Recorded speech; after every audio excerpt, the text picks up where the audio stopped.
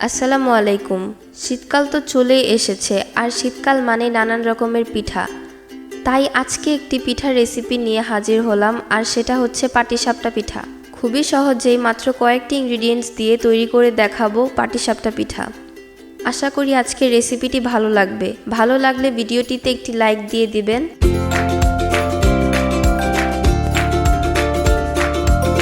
Welcome back to my channel. প্রথমে একটি mixing বলে 1 কাপ প্লাস হাফ কাপ নিয়েছি চালের গুঁড়ো। আমি এখানে কেনা চালের গুঁড়োটা ইউজ করেছি। আর এতে 1/3 কাপ দিচ্ছি ময়দা। এই ময়দাটা অ্যাড করার কারণ এতে পিঠাটা অনেক সফট হয়। 2 টেবিল স্পুন দিচ্ছি চিনি, আর হাফ টিস্পুন দিয়ে দিচ্ছি লবণ। দিয়ে শুকনো উপকরণগুলো খুব ভালো করে মিক্স করে নিব। চেষ্টা করবেন কাজটা উইক্স দিয়ে করতে, তাহলে ইনগ্রিডিয়েন্টসগুলো খুব ভালো করে মিক্স হবে।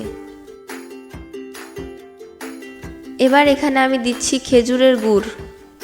গুড়টা আমি আগে থেকেই অল্প পানির সাথে মিক্স করে হালকা জাল করে রেখেছিলাম। এখানে আমি 1 কাপ গুড়ের শিরা নিয়েছি, কিন্তু এখানে আমি অর্ধেকটা ইউজ করব। গুড়টা দিয়ে ভালো করে মিক্স করে নিব। এবার এখানে আমি রুম টেম্পারেচারে থাকা পানি নিয়েছি। এটা অল্প অল্প দিয়ে একটা ব্যাটার তৈরি করে নিব। তাই এখানে আমি অল্প গুড়ের শিরাটা দিয়ে দিচ্ছি। দিয়ে খুব ভালো করে মিক্স করে নিতে হবে। এখানে বলার কিছুই নেই, আমি দেখিয়ে দিচ্ছি। ঠিক কনসিস্টেন্সিটা এমন হতে হবে, বেশি পাতলাও করে ফেলা যাবে না।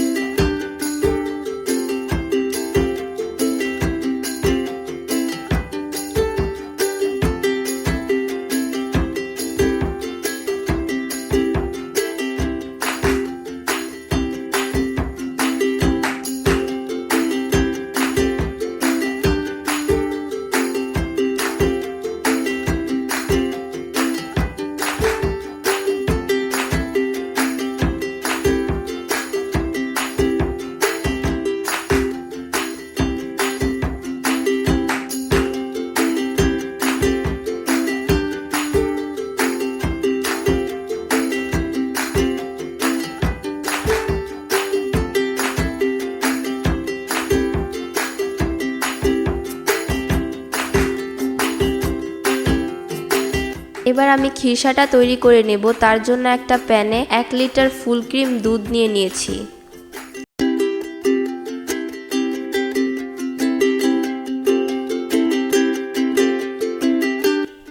এবার দুধে হালকা বলক আসলে এতে দিয়ে দিচ্ছি 2-3টা এলাচ মাঝখান থেকে ছিঁড়ে, আর একটা দারচিনি। এগুলো দেওয়াতে দুধে সুন্দর একটা ফ্লেভার আসে।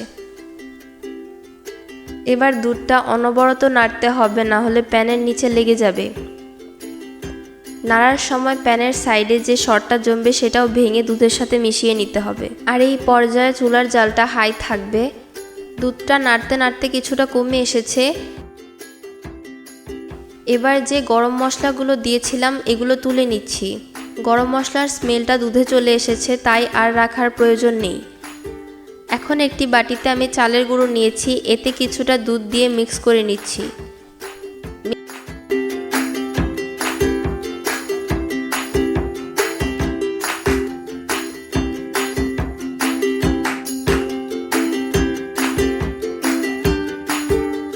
মিক্স করে এটা দুধে ঢেলে দিচ্ছি। দিয়ে এটা অনবরত নাড়তে হবে। নাড়তে নাড়তে এক পর্যায়ে দেখবেন দুধটা অনেকটা ঘন হয়ে আসবে। নাড়তেই থাকতে হবে, না হলে পুড়ে যাবে। আর খিরসা পুড়ে গেলে পিঠার টেস্টটা একদম ভালো আসবে না।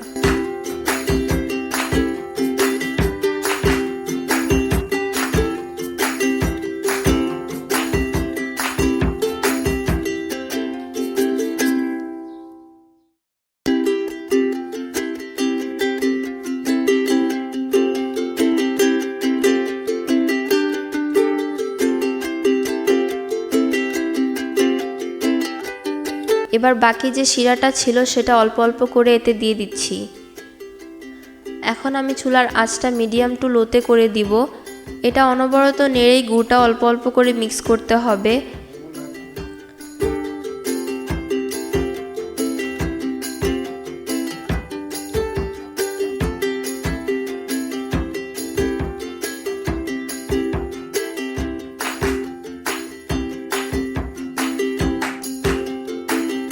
দেখতেই পাচ্ছেন দুধটা অনেকটাই ঘন হয়ে এসেছে।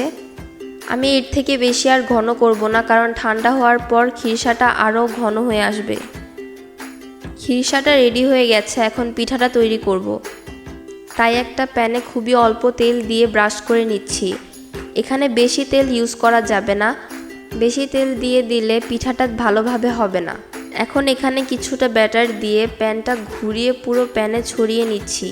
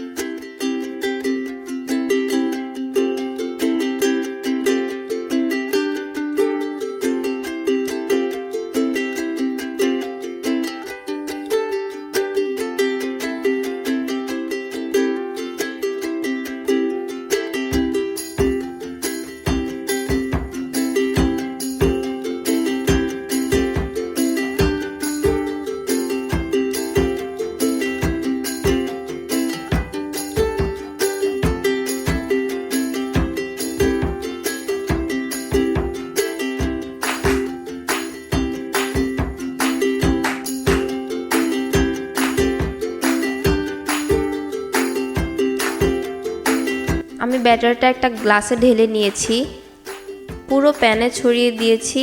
কিছুক্ষণের মধ্যেই দেখবেন খুব সুন্দরভাবে সাইড দিয়ে উঠে উঠে আসছে। তখনই বানিয়ে রাখা খিরসাটা দিয়ে দিচ্ছি। খুব হালকা হাতে খিরসাটা দিয়ে দিতে হবে।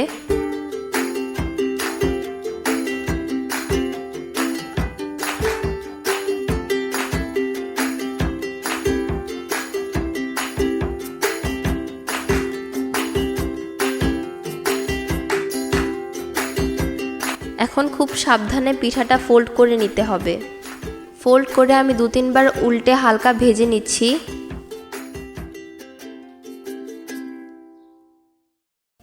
দেখলেনই তো কত সহজে তৈরি হয়ে গেল।